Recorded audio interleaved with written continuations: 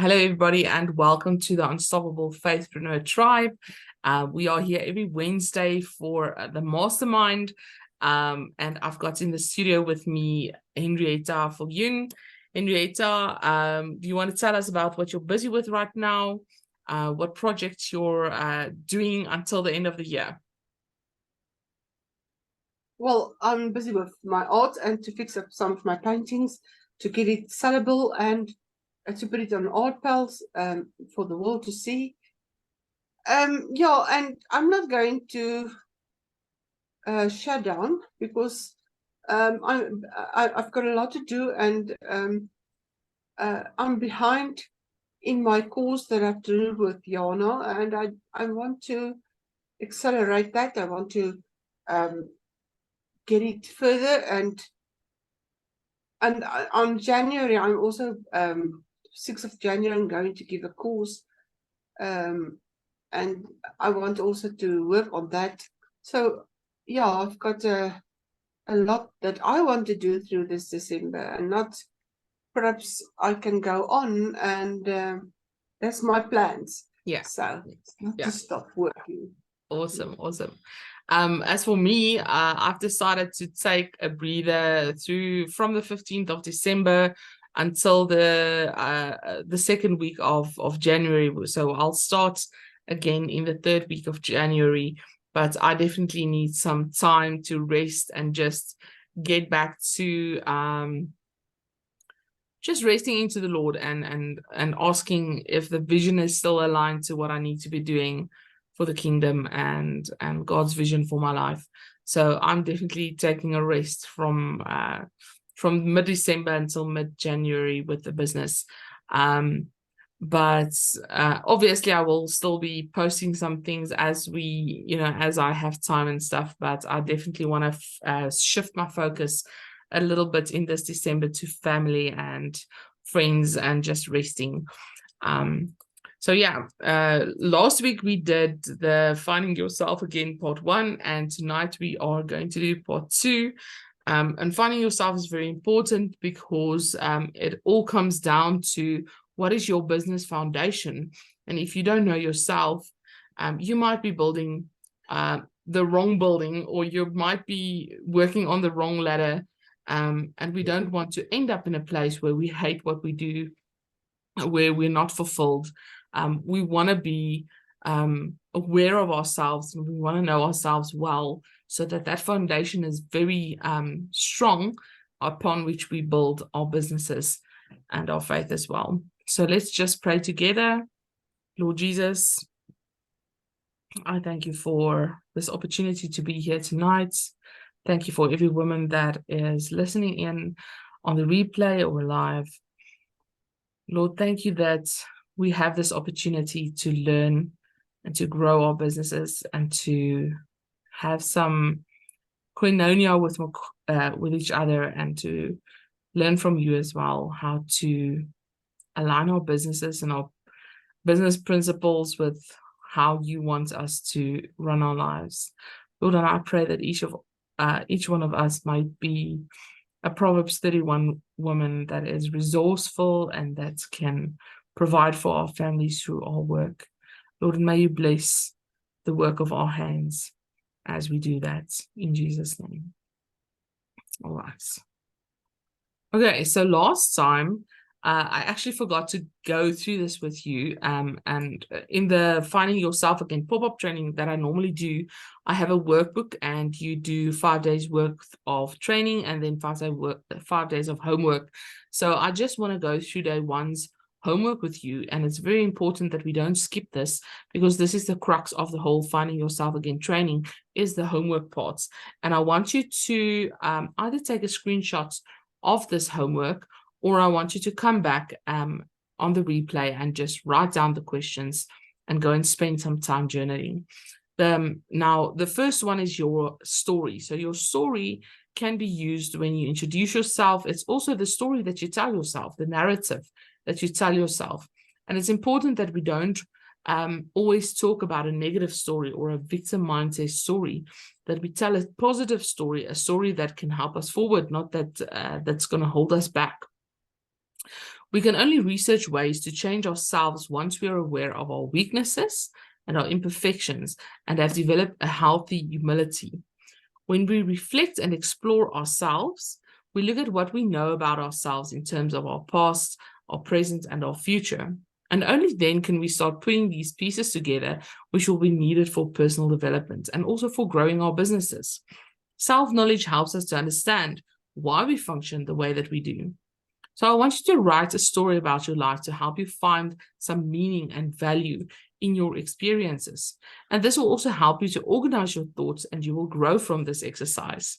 So when you experience a greater sense of meaning, it actually contributes to our happiness. So we're going to first write the story of our past, then of our present, and then of our future, and then we're going to bring it back together and bring everything together. So I want you to spend the first, let's say, 10 minutes journaling about writing a generalized story about your past. It doesn't have to be this big manuscript, but spend 10 minutes on it. Be sure to, it must be a positive story. Don't write me the story of everything that happened to you and how bad it was and everything that went wrong in your life. Describe the main lessons that you've learned in your life. What are the challenges that you've overcome? What are the personal strengths that you've developed along the way? So a personal story, personal and a positive story about your past. Number 2 is that we're going to write the story of our present. So write an accurate description of who you are in your life today. Write about what is good in your life. Who are you for other people? What do you have? What do you care about? And what are you grateful for? And again, keep it positive, keep it light, keep it inspiring. And then we're going to write the story of our future. So spend 10 minutes on each of these. The story of our future. What do you see for your future? What are you excited about? Who are you willing to become for other people? How can you become more grounded within yourself and of yet greater value to those you work with, you care about, and love? And now when you've spent these 30 minutes journaling, I want you to bring it all together. Which parts of your life story plays a huge part in your life today? And what is the part of your life story that actually hinders your growth and your potential personal development? Go and look at what is good, what is not good, and go and journal on that for, let's say, 10 minutes again. But don't let this get you into the darkness. Don't go into, don't let the accuser start telling lies about you and get you into a depression around this. Go and tell an empowering story. Go and look at what is the lessons that I've learned. All this gold, all the dark clouds has a silver lining. What is that silver lining throughout your life so far? All right, and then we're starting with tonight's training. So what are we covering tonight or today, wherever you are in the world? Number 1 is staying true to yourself, getting comfortable with being different. The 6 fundamental human needs. Talking about your life is an iceberg, the billboard of you. The map is not the territory. Assets and liabilities. How your kids and your dog react to you. Your core identity, your core values, and the fact that transformation takes time. Now, Henrietta, you've been through this pop-up training many times before. What is 1 or 2 things that stands out from you when you look at this list that you remember from the previous pop-up trainings that we've done on finding yourself again? Well, my core values, I've learned that and transformation takes time. That's why I'm doing this over and over again. My core values was very broad, and then I narrowed it down to 10, and then eventually up to only 3. Yeah. And that is for my business. It's my core values for my business as well as myself. Yeah. Can you tell us a bit about what is your top 3 core values and what they mean to you? Well, the first one is authenticity. And the second one is excellence or mastership, mastery in my art, and the other one is interdependence. For me, to be dependent on God is very important, but to be interdependent, using his guidance and his light, to tell it to others also, and to my clients, to listen to them if they want something, an art piece, that I can listen to them and work with them and make this artwork in collaboration with each other, Yes. helping each other to form that art piece. Yeah, and the authenticity. I've grown up in a very strict Christian family, and it's still very important to me. It's the most important thing to be Authentic. Myself, yes, true to myself, or authentic. And also my artwork is authentic. It's not modern, it's realistic. But I didn't go to university, and today I'm glad about that, because that also formed me in my art style that I've done. Yeah. And while you're talking about the values, I just want to say that it is definitely a process. I also relate to what Henrietta says, is I had to spend lots of years actually narrowing it down, because I thought it was this big cloud of values that I remember I had like a poster with all these values written down that I liked and loved.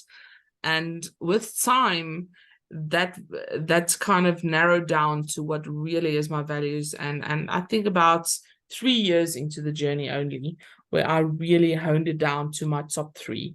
So be gentle with yourself when you are doing the values exercise at the end of this training, because it takes time, and you need to see it. You need to see it every day. Write down your values, stick it on your cupboard door or somewhere where you can see it regularly, and ask yourself, and go and research on other words and other values, and scratch some things out, and add some other things that you think might be more relevant, until you really know by heart that this is your core values, and you know that because it reflects in everything you do, your daily routine, and all the choices that you make in your life, because that's when you know you've got your core values. All right, so let's get stuck in. Number 1 is staying true to yourself, and that is where Henrietta talks about the authenticity as well. Staying true to yourself is so important, because every day we've got this opportunity to review and evaluate our lives. We can look at our lives and say, am I being true to who I really am? Or am I living according to my values? And that is called congruency. Are you congruent with yourself? Or are you lying to yourself? Are you breaking promises to yourself? Are you not living according to your values? Because that is called cognitive dissonance. It's when your brain cannot compute between what you say you are and what you're actually acting out. Because on the one side you say this, but now your actions look different, and your brain cannot reconcile those two, and it creates a cognitive dissonance. So we need to really be aware of who we are, and being true to ourselves, because that means that we are unapologetically, authentically, and uniquely ourselves. And we have to start getting comfortable with being different. You know, I often say, and it's a very popular quote: chickens flock, but eagles soar. So why do you want to fit in when you can stand out? Get comfortable with valuing things that others don't. That's why God made us unique. Your fingerprint is unique. There's only one you in this lifetime. There's only one you. And God made you unique.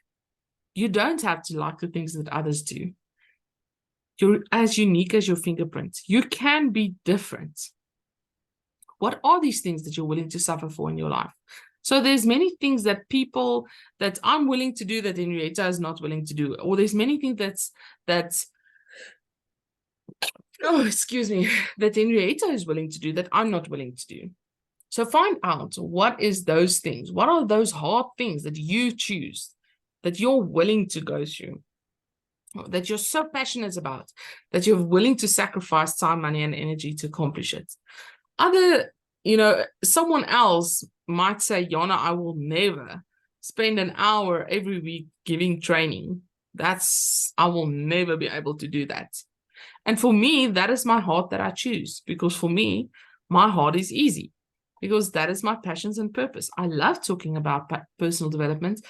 God made me someone with a teaching gift. So I love what I do. I love researching these topics. I love talking to God about them. I love getting revelation about them. I love sharing it with you. I love seeing the transformation it brings in my life and in my students' lives. So, and for Henrietta, for instance, she loves her painting. I would never sit the whole day and paint something. It's not something I'm passionate about. I can't even draw anything. If I had to draw a giraffe, it looks like maybe I don't know what it would look like, but you don't want to see me draw. It's scary. But Henrietta loves that. She can draw the whole day. I think if you leave her alone and there's no visitors, she'll draw for 1 week on end, and that's what she loves doing. And so each of us has these things that we're willing to do and we're passionate about, and you need to find yours because you're uniquely gifted. Tony Robbins talks about the 6 fundamental human needs. Now, as I'm reading these and explaining these, just think about it in your mind and rate yourself on a scale of 1 to 5, maybe, in each of these. So number 1 is certainty. If you are someone that values certainty, you don't want to move around. You want to keep your job for years and years and years. You want to stay in the same relationship for a long time. You want to predictably know where you're going for vacation this December. You want to know what's happening in 10 years from now, You value certainty. So on a scale of 1 to 5, where do you think you're at? Henrietta, where are you at with certainty, do you think? About 3. 3. Okay. Variety or uncertainty. When you're someone that values variety or uncertainty, you love surprises. You love showing up somewhere and just winging it. You love going on vacation and not booking a guest house like my husband. He's like, let's just go. Let's just go with a car and we'll find accommodation as we go. And I'm like, oh, I'm a certainty girl. He's a variety guy. So, if we don't move the house around often, then he wants to move the actual house. He needs that variety in his life, and I value certainty. So that's where we're different. Henrietta, what do you think your variety level is? No, I like moving. Like some variety. New things to do, and always looking for something different that I've never done before. Yeah, a new thrill. My soul. Or are you someone that values growth? Someone that values growth like me is someone who loves reading books. I love listening to podcasts. I love attending trainings. I love going to seminars. I love anything that can help me move forward, studying. I live for that. So my growth, I think, is the highest one of all. Then there's connection. Do you value connection? Do you need friends around you? Do you need your family to be around you? Do you want to call people all the time? Do you want to give hugs and connect with people and have significant friendships and stuff like that? Then you're someone who values connection. Are you someone that values significance? Do you want to be seen? Do you want to be heard? Do you want to make an impact and an influence? Do you want to be seen as someone important? Then you have a value for significance. And we all have, I think, all of these, but there will be some that are much higher than the others for you. And you will have a highest too. Do you have a value for or a need for contribution? Now, for me, I've got a value for contribution or a need for contribution. I want to share this with the world. I don't just want to learn.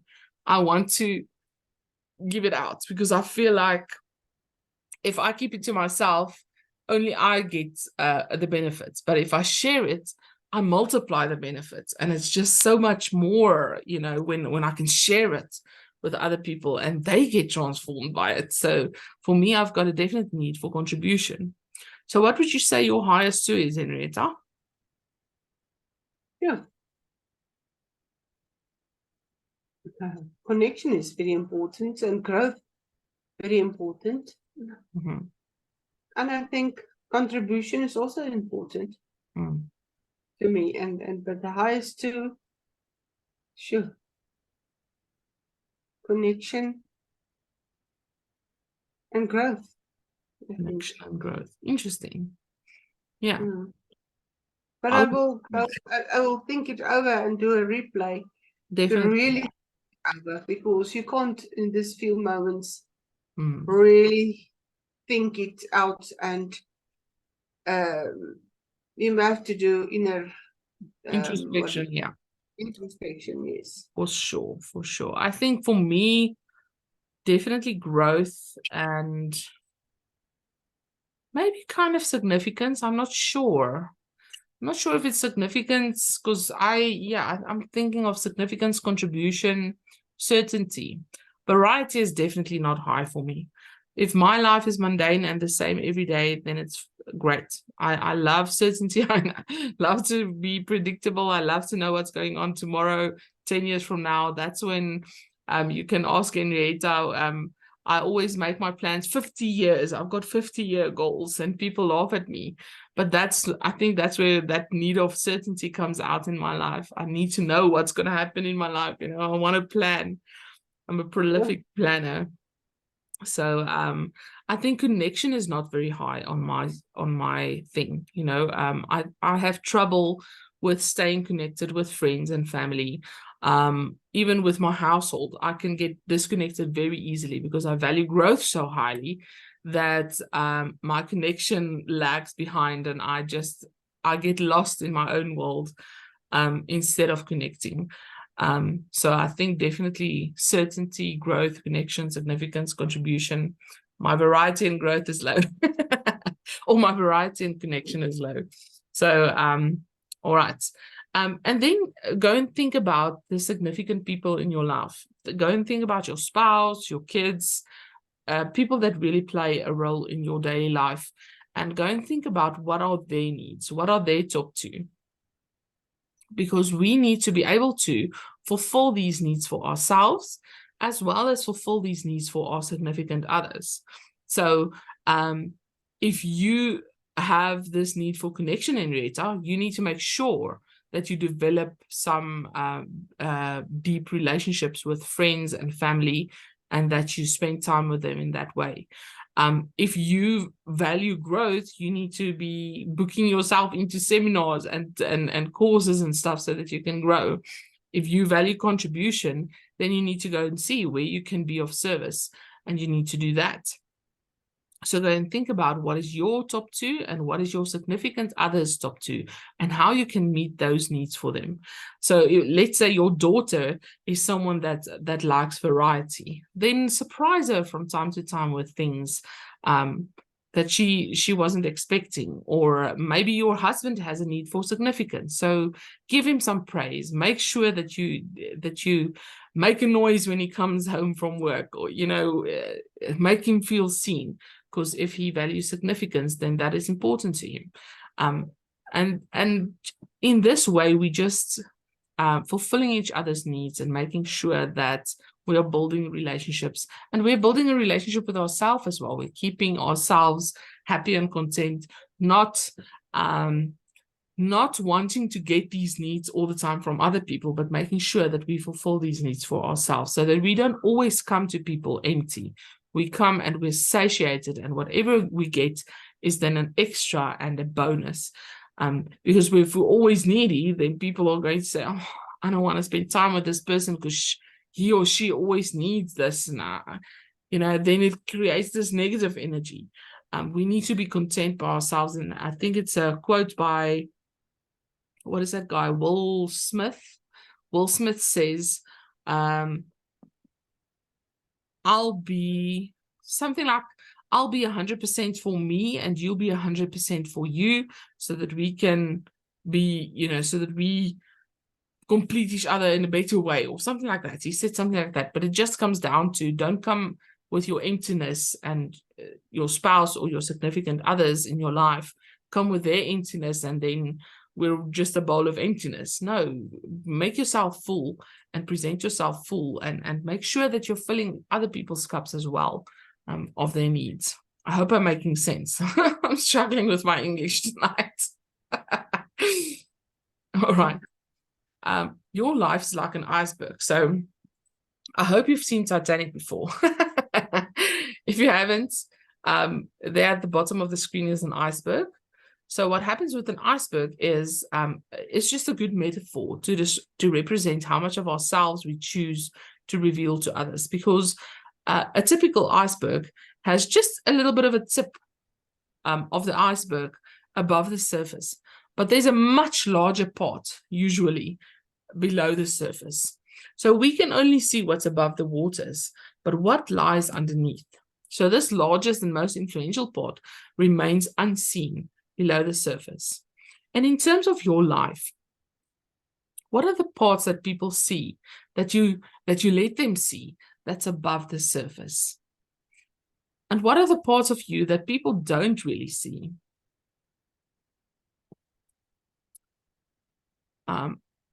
And think about, what are the parts that is underneath the surface that you really need to start bringing out, that you want people to see, but that you haven't brought out before?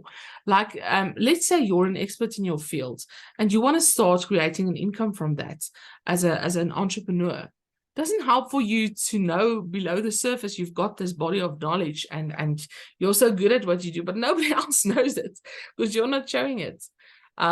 Let's say in Henrietta's case, she's a brilliant artist, but if she just paints and hangs the paintings in her house, how will people ever know that this is what she does and how good she is if she doesn't display it, if she doesn't bring it to the above the surface where people can see it? So what are you hiding below the surface that you need to bring up? And what is on top of the surface that you would rather bring below the surface, that is something that you would rather keep private? So think about that a little bit.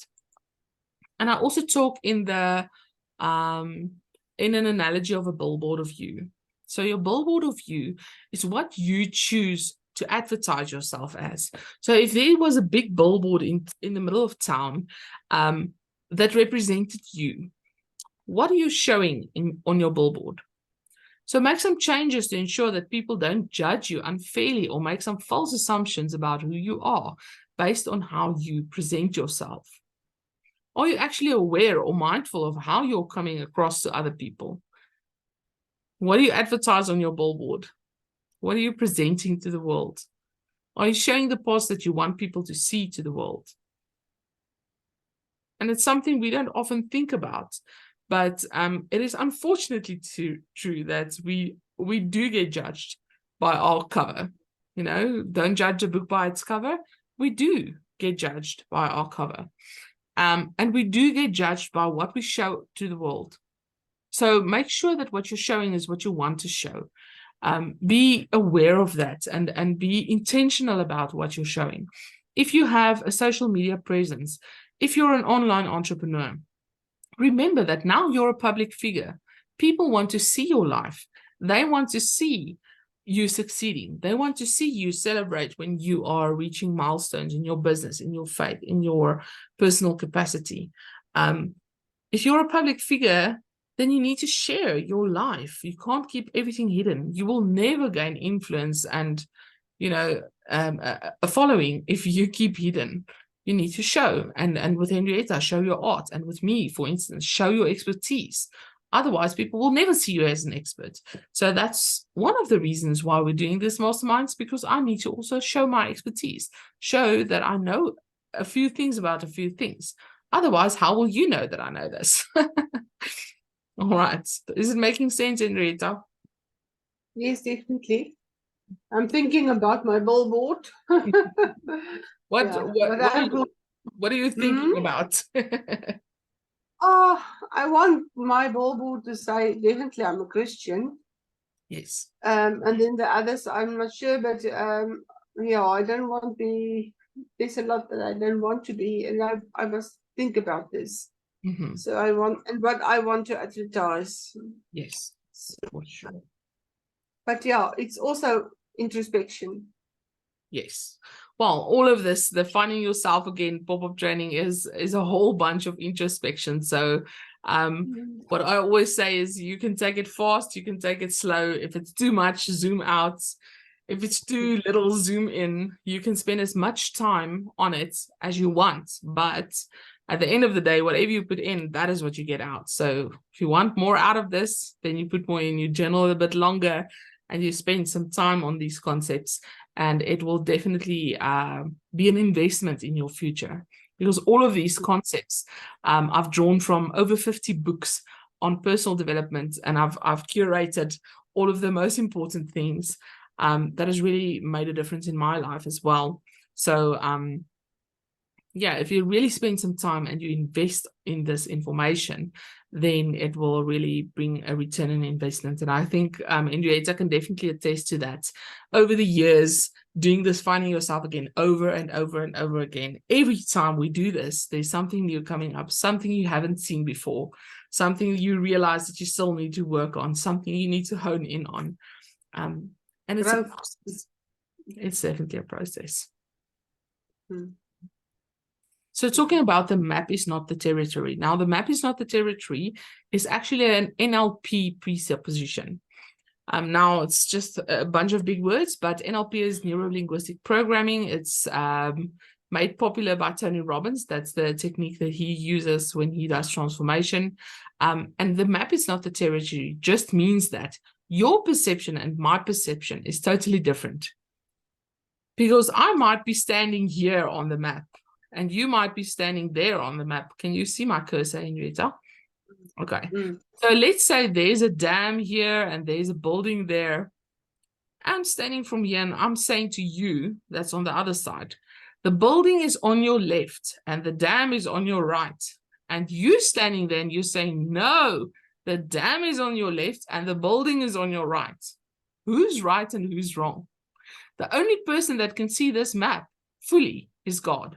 He's the only one. He's the only plumb line on this map, okay? We are all standing around on this map. So we can have this clash with each other and say, you're wrong, I'm right, you're wrong. But you're not seeing the things from my worldview, and I'm not seeing the things from your worldview. Okay, so remember that when you're working with people, when you're having an argument, when you can't understand why your kids can't see the things you see and how you see it, when your clients can't come to when you can't come to a reconciliation, please always just remember this concept. Perception isn't everything. What someone else sees on the outside might not at all be what's going on the inside. And there's a sad example of that in what is that guy that committed suicide? That's a comedian, Robbins, or what is that guy?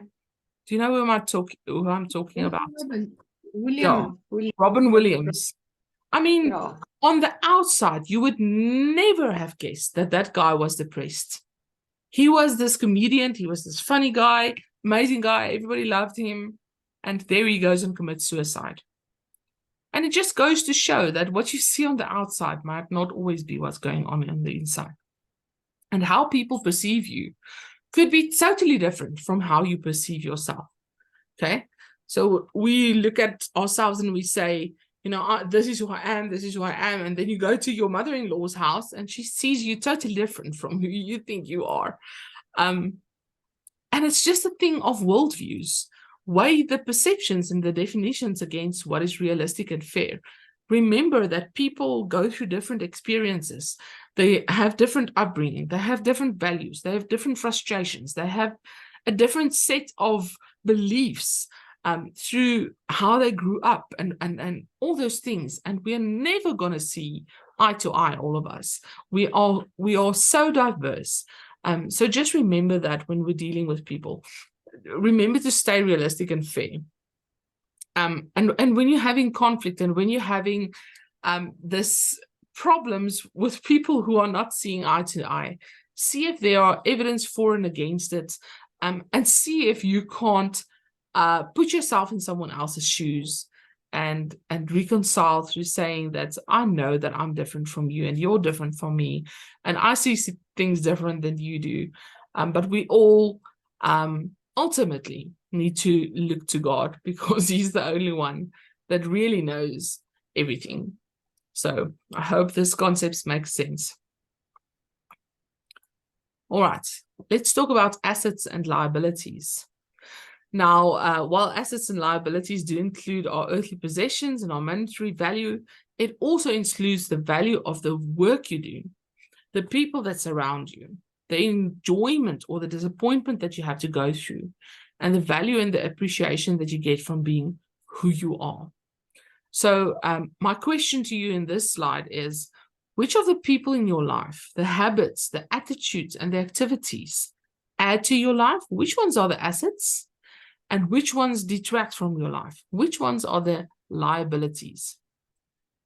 If you have to think about it now, and I don't want anybody to call out names, but if I said, think about somebody that's toxic and negative in your life, I bet you there's a picture coming up in your mind of a person. And if I say, think about the most positive and the person in your life that's really an asset, that's really investing in you, I bet you there's another picture coming up in your mind. If I say to you, what are some of your not so gracious habits that are holding you back? I'm sure you can name quite a handful. What are some of the habits that are bringing you forward, that's moving you forward, that's helping you reach your goals? What are some of the attitudes that you're having that is really a liability in your job, in your life, in your relationships? What attitudes are holding you back? And what attitudes and activities are moving you forward? What are you doing in your life that's really making a difference? Go and think about that. Now, for the weird question, how do your kids and your dogs react to you? So a lot can be drawn from simply watching how your kids and your dog react to you when you come home. Are they really happy to see you? Or do they disappear when you come into the room? And this is a hard question to answer, especially if you're a parent, and thinking about friends and family and loved ones, and even co-workers, stuff like that. What kind of person are you? Are you a person that people really like spending time with? Or are you a drag? And that's just a thought to ponder.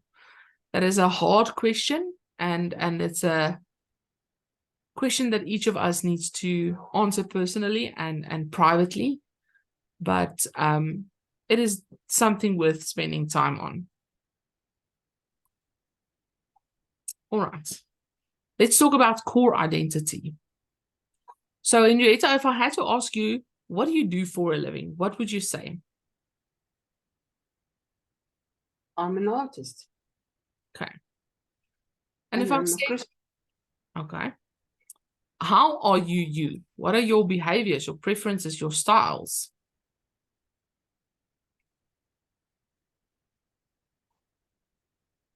Yeah, I like all artwork and seeing and looking it up and studying it and looking through books, art books, and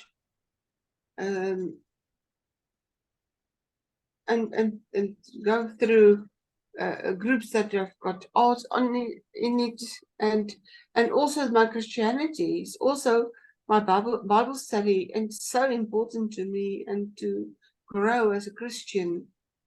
Very, very important. That's actually the most important at this stage for me. Yeah, I can't keep myself busy with that the whole day. I do only a little bit, but and I can go on with my artwork for forever. But yeah, but Yeah. that's also really important to me. Yeah. Yeah. So behaviors could be, I'm a prolific researcher. Preferences would be, I love spending time with faith-minded people. Styles might be, I'm a person that loves variety and I love to do different things and I love to have many projects going all at once. So that is how you are you. And then the question comes, who are you really? So if it's not what you do for a living and it's not how you are you, what is your behavior, preference, and styles, who are you at the core? Who is Henrietta? Who is Jana? And go and spend some time journaling on who are you really? If it's not what you do for a living and it's not how you do it, who are you really? And this is also a difficult one. I've spent many years pondering this one, not really understanding. So what should I write down? And it is at your core. Who are you really? And keep asking you that question. And maybe it will take some time. Maybe you must write this question down and stick it somewhere where you can often see it. And keep asking yourself that question. Who am I really? Who am I really? Core values. So Henrietta spoke about core values when we started. My 3 core values are faith, freedom, and mastery, because I love Jesus and I love spending time with him. I love creating freedom for myself and my family, location freedom, some time freedom, money freedom, and just that general thing of being able to make your own choices without, people keeping you captive into what you don't want and whatever, just that freedom of choice of your life. And then also mastery, because I'm a prolific learner and studying, I love researching, I love creating mastery, and I love delving into the stuff that I'm passionate about. So mastery is important to me. So your core values will point you to your true north. So you've got to make a choice. But let's say you're in a work situation and your boss is asking you to be dishonest with the taxes and the VAT. So now you can choose between two values. You value loyalty and you value honesty. But now you've got this conflicting choice. So are you going to choose loyalty, where you say, okay, I'm sticking with my boss no matter, the consequences, because I'm loyal? Or will you choose honesty? Definitely honesty trumps my loyalty, so I'm rather going to resign because I'm not going to commit fraud. So this is now just an extreme example, but it's an example that happened in my life. And I had to make that decision. Am I going to stay loyal, or am I going to value my honesty higher? And I had to make that choice where I valued my honesty higher, and I had to resign with immediate effect, because what my boss was requiring me to do was to commit fraud. And I just couldn't do it. And I realized by myself that this is not me. This is conflicting with my core values. And I had to resign. But that's just an extreme example. So your values, you will need to know what is your top 10 values. And you will need to know, in a situation like this, which one will win. So you have to put them against each other and say, which ones are above which ones, just 2 at a time. Say, if I have to choose between commitment and flexibility, which one will I choose? If I have to choose between whatever your values are, just put them against each other like that. And I just want to move this slide. So there's a list of values that I've brought together for you, and it's just a start. So you can find more words in Google, on ChatGPT, on Pinterest. There are millions and millions of lists of values, but this is just a start. So get a list of values like this, and go and circle the ones that you really associate with, or scratch the ones out that you don't, and go through lots of lists of these, and then narrow your list down to your top 10. So go and keep scratching them out, or keep circling the ones that really matter, until you've got your top 10. And then what you do is you weigh your top 10 values against each other. Like I said, put them against each other. Do I value diligence more than excitement? Do I value restraint more than security? Do I value loyalty above vision? What is my top 10 values? And then put them in order of importance. So this is number 1, this is number 2, this is number 3. And later on, you can go into the level where you consolidate them into your top 3 values.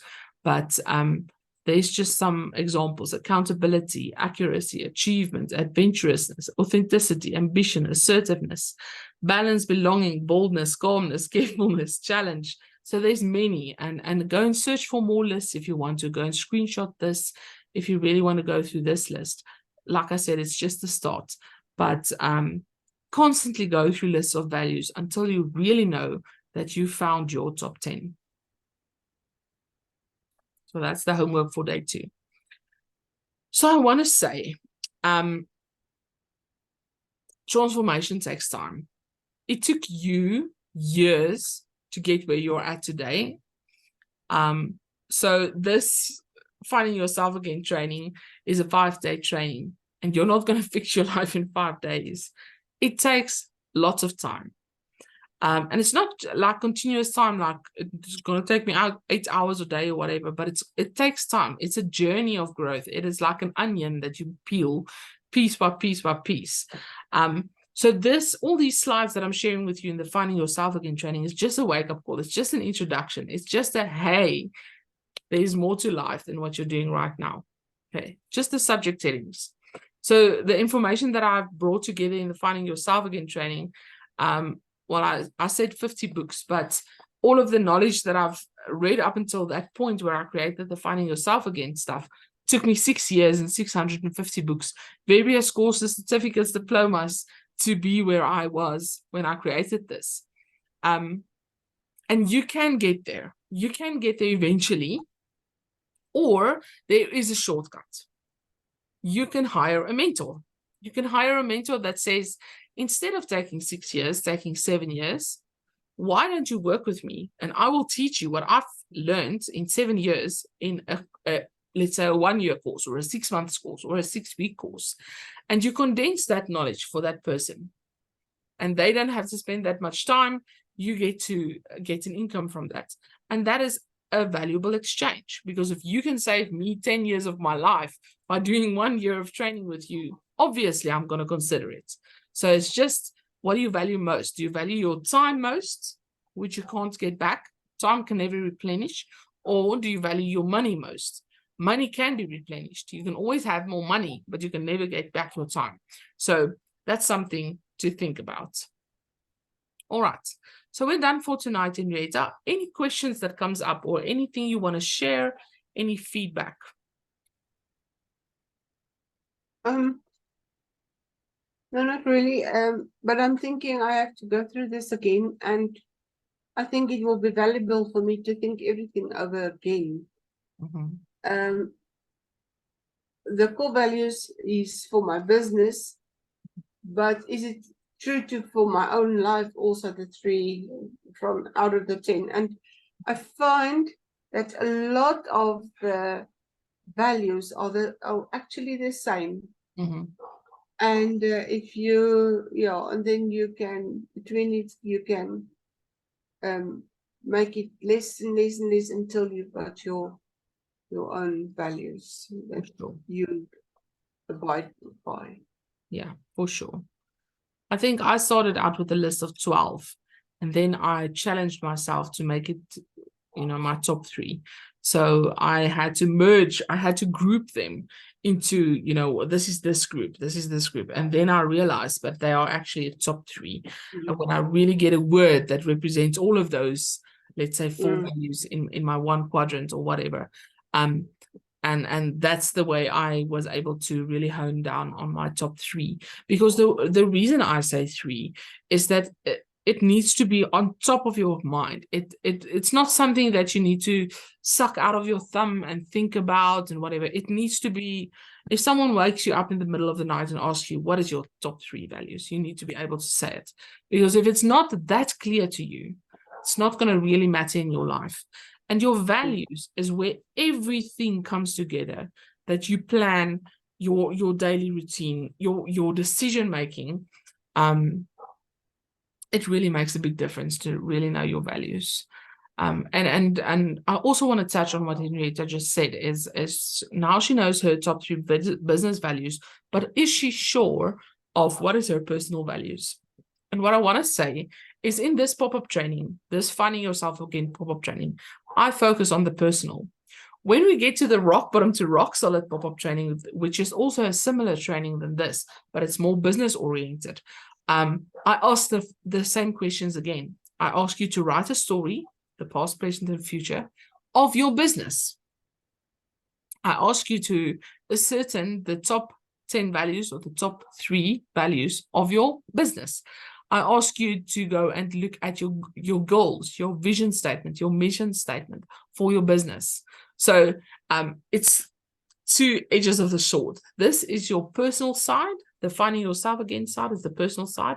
And when you get to the rock bottom to rock solid training, which I will also perhaps share in the Unstoppable Faithpreneur Tribe with you on a later stage, that is more the business side of things. But you need to know your own personality. You need to have this honed in, and then you will see even in your business, they will kind of overlap. They will definitely be very similar. I think if you're really doing the work correctly and you build your business from the ground up and by self-discovery first, because otherwise you're building a business that is not aligned to your top values. It's not aligned to your personal goals, mission, vision, all those things. And that's why it's so important that we know these things, that we really excavate on these before we build. Well, Jana, because I'm Afrikaans speaking and my English is not so good, I've studied the groups that I've put together. I've studied the words and really getting to know each and to really see what is the most, like you said, in that group, what is reflecting everything. Mm. The value that reflects everything in that group that you decide. So I've done that, and that helped me a lot. Yeah, definitely. Because if you're clear about your messaging, then people will become clear about what you do. But if you're confused and you don't even know yourself, much less what your business personality, your business values and stuff is, your message is all over the place. You're talking about all kinds of different things on all kinds of different days, and your audience is confused. But when you know all these things and you bring it together into what we do in the Cellular Expertise is we do the cultural manifesto. That cultural manifesto brings together your values, your frustrations, the worldviews, the belief systems, all of those things of your clients, brings that together into a one-page statement so that you can become clear on this message. What do I share? What is my message? For what is my voice? And that becomes clear when you do that cultural manifesto. So yeah, very interesting stuff for sure. And it helps you to become clear, and that helps other people to see who you are and what you do. And then that microphone becomes much clearer. It's not just noise. People are really getting the message, and you're attracting the right crowd, not just some random people who are not ideal for what you want to do with your business. All right. Anything else you want to add, Henrietta? Yeah, well, I definitely had to look at that iceberg story and to look into myself, what I want other people to see from myself, and things that they don't know, but that's perhaps is important. Mm-hmm. And perhaps that I show that's not important to rather put that underneath. Yeah. And work on that. Yeah, for sure. Awesome. All right, so ladies, before we close, just want to close for us in prayer, and I just want to really say that this work is important. It might seem frivolous, but I think this work is important, because God made you in a certain way, and he gave you certain gifts, and he gave you these values it is in us. We just need to excavate. We need to ask this Google search engine of us what is inside, because deep down we know, God knows what we are. And don't just ask yourself, go and pray about it. Go say, Lord, I want to know myself better. I want to know what you made me for, and the potential that lies within me. Lord, show me what is this potential and how you want me to use it in your kingdom. How do you want me to present this to the world so that you might be glorified? So that's important. And I just want to pray for us. And I just want to read this. God has a purpose for your pain. There's a reason for your struggles, and there's a reward for your faithfulness.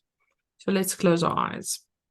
Lord Jesus, thank you that we may know that through everything that we've been through in our life, through our past, through our present, and into our future, that you are there, Lord.